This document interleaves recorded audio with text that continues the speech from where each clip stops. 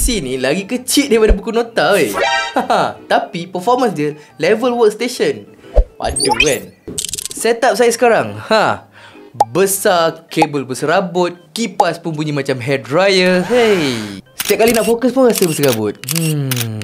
So bila ada Asus NUC 14 Pro ni dekat meja, semua rasa lebih clean, minimalis tu. Tenang, nak buat kerja pun best je. Walaupun kecil, dia datang dengan Intel Core Ultra, GPU Arc dan juga chip AI yang boleh proses sampai 48 TOPS. Bila tekan Copilot key, saya boleh suruh AI ni buat macam-macam. Nak dia suka email ke, draft reply ke, plan to-do list ke. Semuanya smooth sebab ada AI chip yang tidak bebankan CPU. Dan sebab saiz dia yang macam kecil gila ni, siap boleh letak dekat belakang monitor, simpan dalam beg atau bawa ke mana-mana. Dia juga toolless design, kalau nak upgrade SSD pun senang.